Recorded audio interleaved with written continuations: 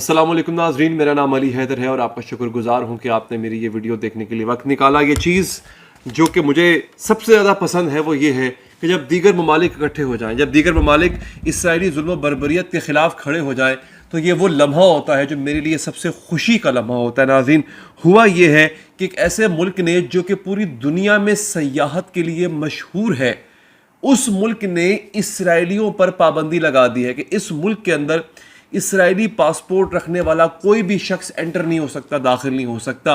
वो मुल्क कौन सा मुल्क है वो मैं आपको बताऊंगा। और दूसरी ऐसी धमकी लगा दी है चाइना ने, ऐसा कहते ना बेड़ा गर्क कर दिया चाइना ने पकड़ के अमेरिका के लिए। मेरा ख्याल है इस दुनिया के अंदर, इस खित्ते के अंदर जो है अब हुक्मरानी करना नामुमकिन हो चुका है। चाइना ऐसे खड़ा हो गया आके। और आपको पता है चाइना पाकिस्तान का बहुत अच्छा दोस्त भी है।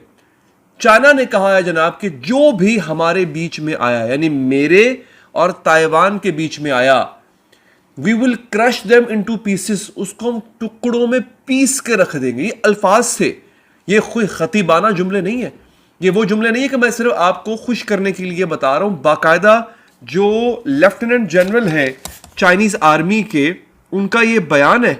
उन्होंने ये कहा है, उन्होंने कहा वी विल क्रश एनीवन, और ये उन्होंने सिर्फ अमेरिका को नहीं, उन्होंने नेटो को भी ये धमकी दी है। We will crush anyone who tries to interfere in the internal affairs between China and Taiwan. किसी ने अगर हमारे और ताइवान के बीच में, ताइवान पे चाइना किसी भी वक्त हमला कर सकता है। आपको पता है ताइवान एक ऐसा मुल्क है, एक ऐसा इलाका है कि जिसके बारे में चाइना का क्लेम यह है कि वो बेसिकली चीन का इलाका है, और ये बहुत पुरानी एक जंग चली आ रही है। चाइना ने अभी हाल ही में फौजी मशकों के नाम पे, यानी मिलिट्री एक्सरसाइज के नाम पे, ताइवान को घेरे में ले लिया है। ताइवान एक जजीरा नुमा इलाका है, उसको घेरे में ले लिया है, और खबर यह है कि किसी भी वक्त चाइना उस पर हमला कर सकता है। अमेरिका ने इस खबर के पेश नज़र चाइना को दी धमकियां मुख्तलिफ तरीके से, बैन लगा देंगे, सैंक्शन लगा देंगे, ये कर देंगे, वो कर देंगे। चाइनीज तंग आ गए। उन्होंने कहा बेटा अगर बीच में आपने घुसने की कोशिश की तो हम आपको इतना मारेंगे कि आपकी सोच है। हुआ क्या नाज़रीन, यहां पे खबर यह बता रही है कि कनाडा ने ऐलान किया कि साउथ चाइना सी, यानी वो इलाका जहां पे इस वक्त चाइनीज बहरी बेड़े मौजूद हैं और वो ताइवान को घेरे हुए हैं, वहां पे कनाडा ने ऐलान किया कि हम भी अपने बहरी बेड़े भेज देंगे। चीन ने कहा तुसी मामे लग दो, आप कौन होते हैं, आप कौन होते हैं इंटरफेयर करने वाले। उसके बाद अमेरिका ने क्या किया, अमेरिका ने फिलीपीन को पैसे देना शुरू कर दिया और असलहा देना शुरू कर दिया और मिसाइल देना शुरू कर दिए, जो कि फिलीपीन इस्तेमाल करेगा चाइना पे हमला करने के लिए। तो ये एक बड़ी खतरनाक डेवलपमेंट थी। चाइना ने कह दिया जनाब कि अगर किसी ने हमारे अंदर घुसने की कोशिश की, डिफेंस मिनिस्टर है डोंग जोंग, और ये इनका बयान है, और जो चाइना के आर्मी चीफ का बयान है, उनके लेफ्टिनेंट जनरल का बयान है, बहुत खतरनाक है। उनका नाम है जिंग जांग फेंग। डॉन जोंग जो है वो चाइना के फॉरेन मिनिस्टर हैं, और जिंग जांग फेंग जो है, उन्होंने कहा है कि all these cries and conflicts, वो कहते हैं जितना भी इस वक्त एक तसादुम है, जितना भी रोना धोना है दुनिया में, फ्रॉम अफगानिस्तान टू इराक, यानी अफगानिस्तान से लेके इराक तक, from Ukraine to Gaza, Ukraine से लेके गजा तक, सुनिएगा अगला जुमला, are the result of the US double standards that serve its own interest. ये पूरी दुनिया में जो बेअमनी है इस वक्त, शोर खुफा है, ये सारा अमेरिका की वजह से है, जो सिर्फ और सिर्फ अपने इंटरेस्ट, जो सिर्फ और सिर्फ अपनी लालच की वजह से पूरी दुनिया का अमन अमेरिका ने खराब किया हुआ। अब आप ये बयानात देखिए, कितने सख्त बयानात हैं। चाइना का फॉरेन मिनिस्टर, चाइना का आर्मी चीफ, कभी दीगर हमारे यहाँ तो होता है ना कि हमें हमारे आर्मी चीफ जो हैं वो फॉरेन पॉलिसी पे भी बयान दे देते हैं, वो मईशत पर भी बयान दे देते हैं। दुनिया के किसी मुल्क में ऐसा नहीं होता कि वहाँ के आर्मी चीफ जो हैं वो इस तरह के सियासी बयान दें। पहली दफ़ा चाइना के आर्मी चीफ ने आके इंटरनेशनल रिलेशंस पे फॉरेन पॉलिसी बयान दिया है। ऐसा कहीं नहीं हुआ, ऐसा सिर्फ पहले पाकिस्तान में होता था, जो कि बड़ी अजीबोगरीब बात है। लेकिन आप देखें, आप संजीदगी का अंदाज़ा लगाएं कि चाइना कितना संजीदा है नाज़रीन इस पूरे मामले को लेकर के। और इस वक्त दोस्तों जब मैं आपसे बात कर रहा हूं, एक और बड़ा कमाल का काम हो गया, सऊदी अरब भी रूस से मिल गया। हुआ ये है कि स्विट्जरलैंड में एक कॉन्फ्रेंस हो रही है, इसका नाम है यूक्रेन कॉन्फ्रेंस, यानी यूक्रेन का जो तनाज़ा चल रहा है उस पर एक कॉन्फ्रेंस हो रही है। उसमें रशिया को नहीं बुलाया गया। बड़ी हैरानी की बात है कि भाई बात यूक्रेन की हो रही है, यूक्रेन पर ही रूस ने हमला किया हुआ है, तो रूस को तो बुलाओ अगर आपने टेबल टॉक करनी है। रूस को नहीं बुलाया। इस वजह से चूंकि रूस के साथ सऊदी अरब अच्छे ताल्लुकात कायम करना चाहता है, सऊदी अरब ने उस कॉन्फ्रेंस में शिरकत करने से इनकार कर दिया।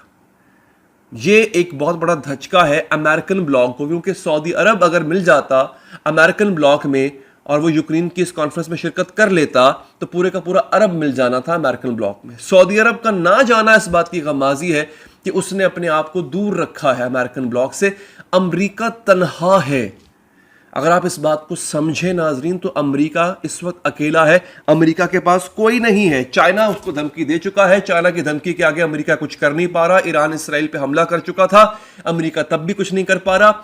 यमनी के फौजी अफसर का मैं एक बयान सुन रहा था, अभी हाल ही में इंटरव्यू सुन रहा था, तस्दीक हो गई अमेरिका का सबसे मजबूत बहरी बेड़ा एयरक्राफ्ट कैरियर आइजनहावर, उस पे यमनियों ने हमला किया।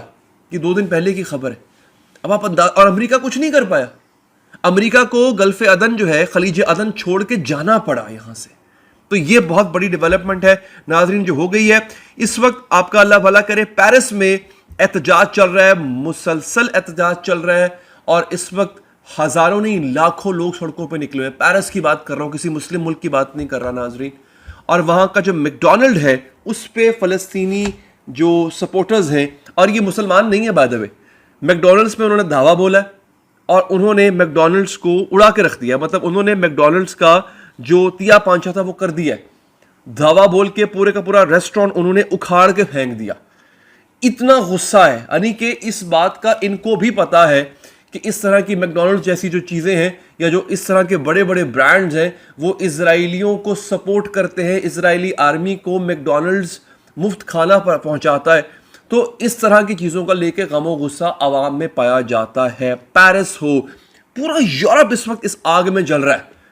इन लोगों का कोई ताल्लुक नहीं है फ़लस्तीन से और अहले फ़लस्तीन से। उसके बावजूद नाजरीन ये लोग जो हैं वो इस अज़म को लिए हुए हैं कि हमने फ़लस्तीनियों को आज़ाद करवाना है। मुझे अफसोस होता है खुद पे, हमने पाकिस्तानियों ने कितने चीज़ों का बॉयकॉट किया, हम भारतीयों ने कितनी चीज़ों का बॉयकॉट किया। नहीं हो रहा। बांग्लादेश, भारत, जहां जहां ये वीडियो देखी जाती है हम बॉयकॉट नहीं करते हैं नाजरीन। ये सबसे बड़ा प्रॉब्लम है हमारा। हमने इसराइल की मसनूआत को बॉयकॉट नहीं किया।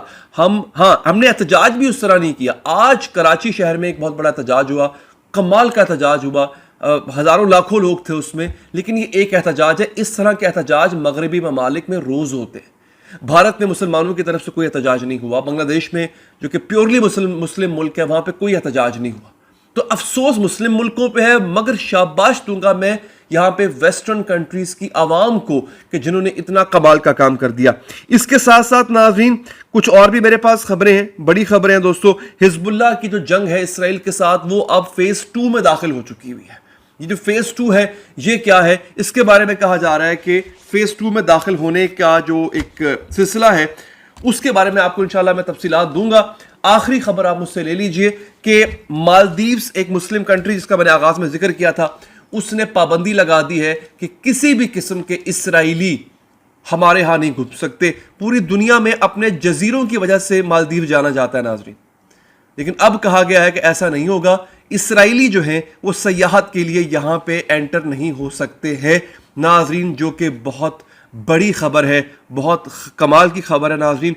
और आखिर में ये खबर भी आप सुन लीजिए कि the conflict between Hezbollah and Israel has entered phase 2। कहा जा रहा है कि दूसरे फेज में, दूसरे मरहले में दाखिल हो चुका है इसराइल और हिजबुल्लाह की जंग। और कहा यह जा रहा है कि अगर तीसरे मरहले में दाखिल हो जाती है जंग, जो कि बहुत करीब है, तो इसराइल का कोई कोना नहीं बचेगा ऐसा जो कि हिजबुल्लाह के निशाने पे ना हो। 3 दिन पहले मैंने वीडियो अपलोड की थी और आपको बताया था कि हिजबुल्लाह ने 100 रॉकेट दागे हैं और 100 के 100 लैंड किए हैं इसराइल के अंदर। आयरन डूम एक को भी नहीं रोक पाया। इसराइल का सबसे बेहतरीन डिफेंस जो था वो आयरन डूम था। जो कि हर आने वाली परिंदे को भी रोक लिया करता था इसराइल में दाखिल होने से। लेकिन अब हिजबुल्लाह के पास ऐसी टेक्नोलॉजी आ गई है कि वो नहीं रोक पा रहा, इसराइल नहीं रोक पा रहा। इस हवाले से इंशाल्लाह आपको मजीद बहुत जल्द बड़ी खबरें दूंगा। तब तक अपना ख्याल रखिए, चैनल को लाजमी सब्सक्राइब कीजिए। अल्लाह निगहबान।